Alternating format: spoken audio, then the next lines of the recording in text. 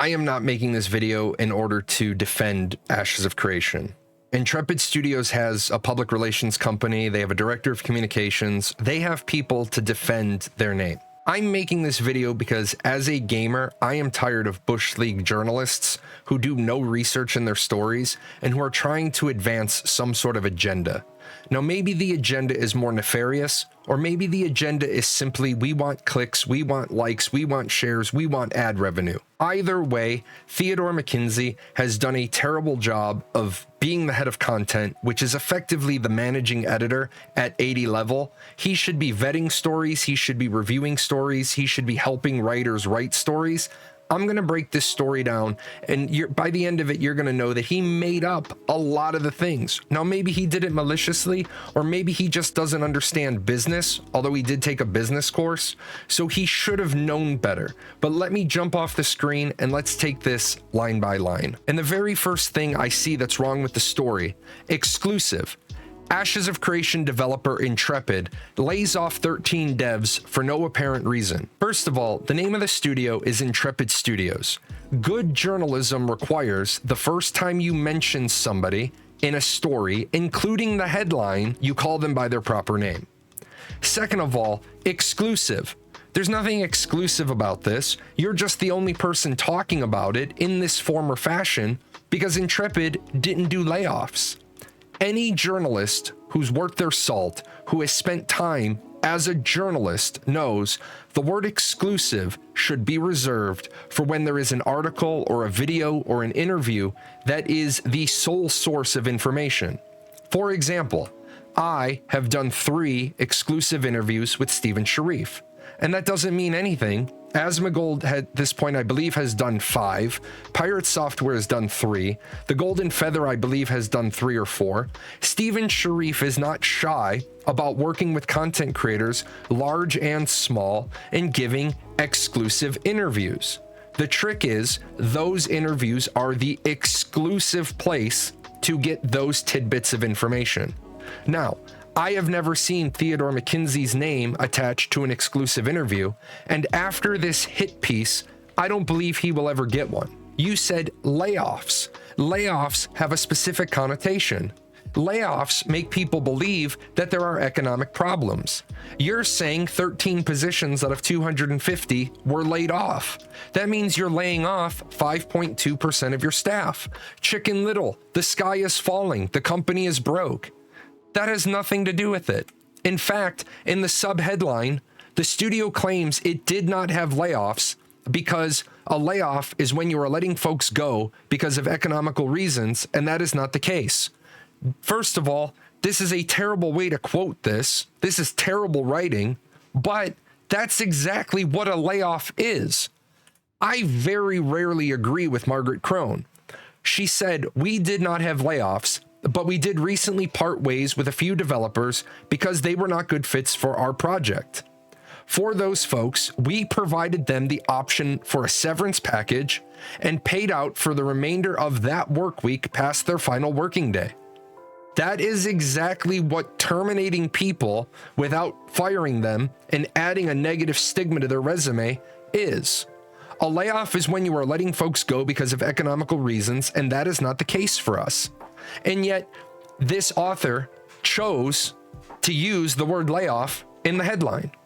Amused and bemused by Crone's statement, I reached out to a few of the studio's workers to get clarity on what has actually happened at Intrepid.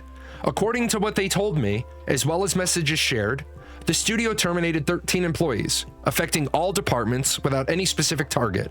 As for why this baker's dozen was fired, it was apparently described to those affected as an at-will termination, with no reason provided whatsoever, and HR is reportedly going so far as to state that they didn't need to have a reason. From what we've heard, some of the developers impacted by the layoffs have been with the team for a long time and made significant contributions to Ashes of Creation's production, leaving one to wonder what the real reasons might have been. First of all, you chose to put at-will termination in quotes, which in journalism is bringing attention to it, and you don't believe that it's at-will termination, because you didn't quote anybody. You have to quote somebody, a source, Intrepid Public Relations, which is critical hit. You could have found that if you did some research. Margaret Crone. Intrepid Studios is located in San Diego, California. California. Within the state of California, employment may be terminated at the will of either party. Both the employer and the employee are free to end the employment relationship at any time, with no penalty being assessed to either. So, Intrepid Studios chose to part ways with some people, offered them the severance, paid them out for the rest of the work week, and yet we're trying to make something out of nothing. I'm more concerned with the author stating, "We reached out to some workers, they terminated 13.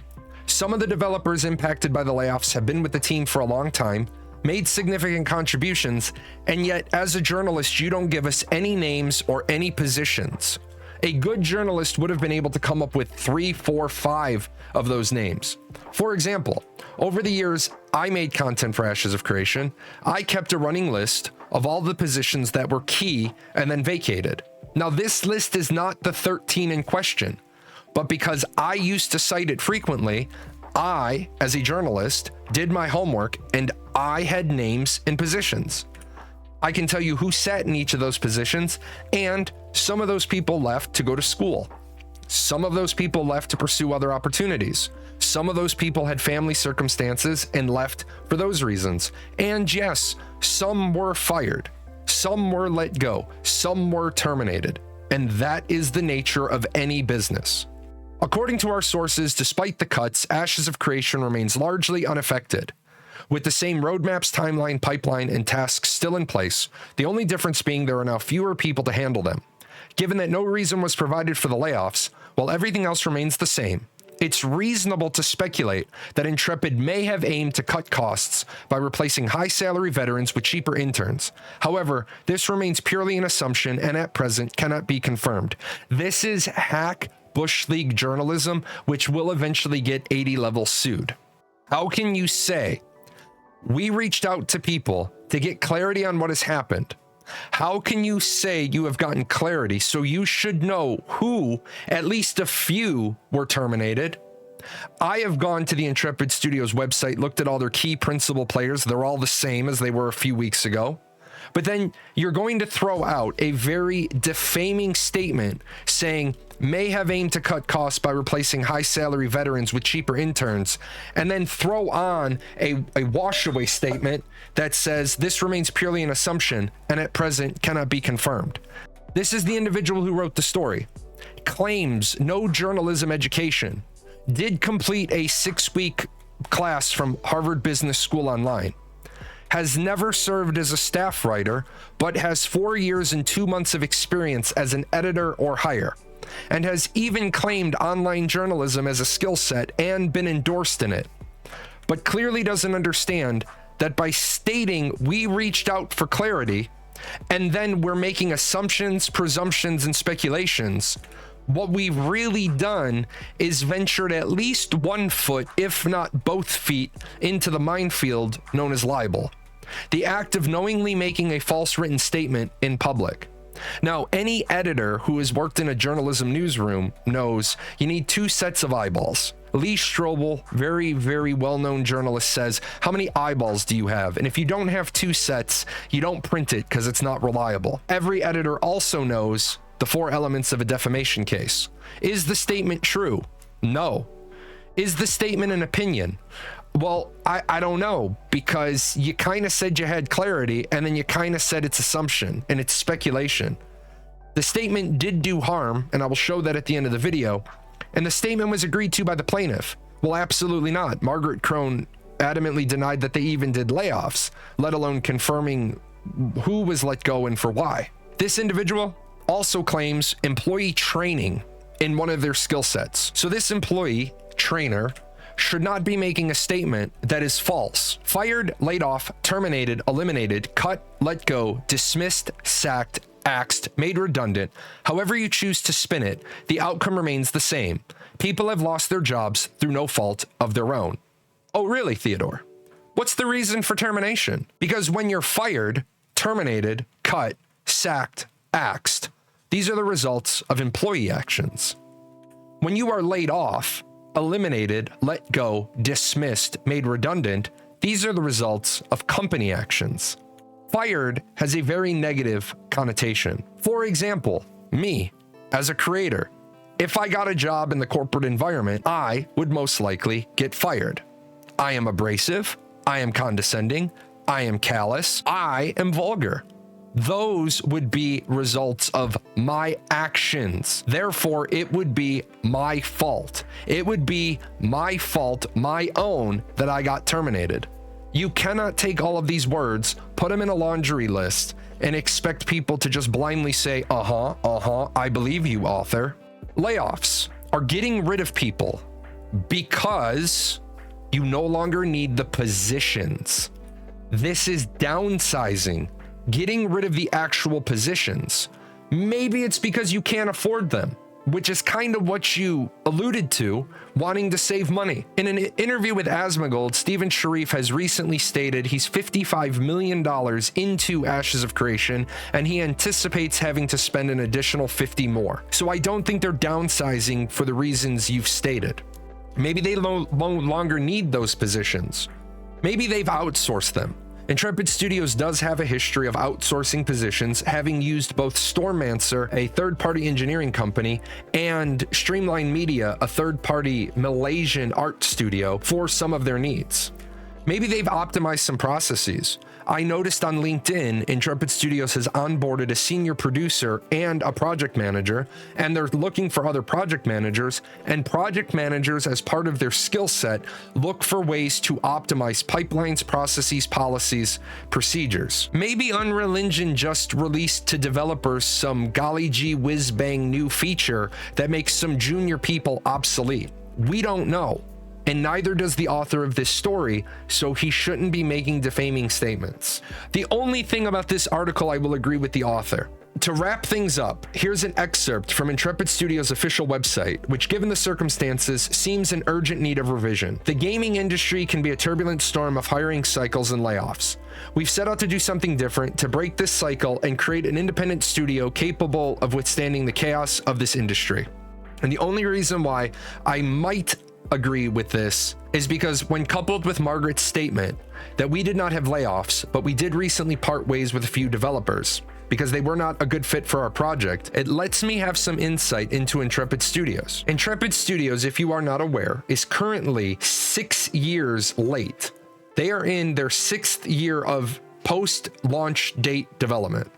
For those of you that do not remember or were not around, in Stephen Sharif from 2017 all the way through the middle of 2019 continued to say if he was a betting man, he would bet on, quote, before 2020.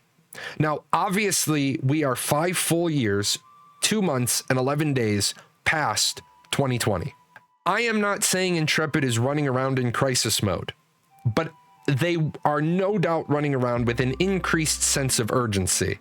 Maybe some people are panicking a little. Maybe some people are panicking a lot. Chicken Little and the sky is falling. Maybe in the light of 13 people being offloaded, other people are going to begin to question their job security. No matter which way you slice it, there needs to be significant, rapid iteration and development on Ashes of Creation because it is going to phase and age out. With that said, slow is smooth. Smooth is fast. You onboarded people who aren't a good fit. That is a management problem. That is a managerial skill problem. It means either you don't know what capabilities you need and you onboarded the wrong people, or it means you cannot properly vet people and they're able to convince you they have skill sets they don't properly employ. Now, as far as they refused to acknowledge as layoffs, but did so in a secretive manner. They didn't refer to them as layoffs because the author is flat incorrect. These were not layoffs by any business term. In 2017 through 2019, Intrepid Studios had an intended initial staff goal of 100. They have recently updated that staff goal in 2020 to being 200.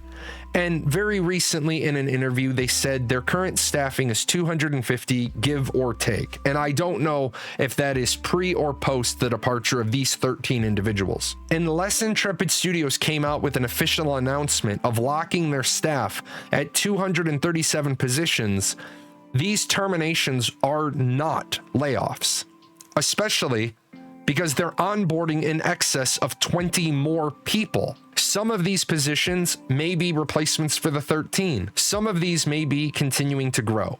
I, as a person, will state the human resource manager position being advertised is a concerning position because you're making human relations decisions both in hiring and terminating.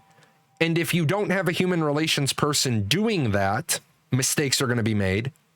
And if you currently are employing a human relations person that's doing that, then why aren't you promoting from within? But that is a completely different discussion for a completely different day. This is my previous list of the individuals that I tracked who were of importance who left Intrepid Studios. In May of 2023, Margaret Crone, the director of communications, addressed the community when Kevin McPherson was no longer listed on the staff page. And she said, "McP is still here. He's a principal gameplay engineer instead of lead. Also, just to be clear, whether people work at Intrepid or not, it's personal to those individuals and not something that would be broadcasted or announced."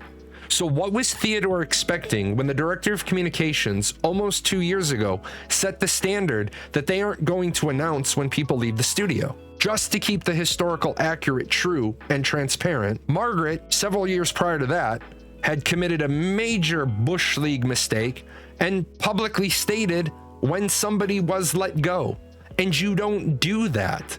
You don't say an employee has been let go. She said, "It's a much bigger issue that I don't feel is appropriate to air in public. But if Steven wants to discuss it, he can." And he never did, because you don't discuss people being terminated in public. It's nobody's business but the person and the company. This individual wrote this hit piece, and at the time I was preparing it, it had a whopping 3 comments. The bottom one is the one that I said was damaging to Intrepid. "I definitely won't support a place that replaces devs with cheaper interns. Because you decided to make up speculations and assumptions with no facts to back them up, you can see one person has already said they will not support the project. That is why a good journalist does not make statements they cannot prove, because that is defaming a company. What's even more embarrassing for 80 Level is on their About page. It says, "We share knowledge to inspire opportunity and collaboration. 80 Level research," which is pretty clear. You, as an organization, have an individual functioning as the head of content who doesn't even know how to function properly as a staff writer. Because, foot stomp, in my opinion, that piece was a Bush League hack job hit piece that, if 80 Level wants to get themselves out of the fire, out of the frying pan, into the safe zone, they will issue a retraction to that story, and they will issue an apology to Intrepid Studios, and I can't believe I'm saying this, but by name to Margaret Crone, who was presented in a way that made her seem to be disingenuous. And the only disingenuous thing about this entire article was Theodore and 80 Level.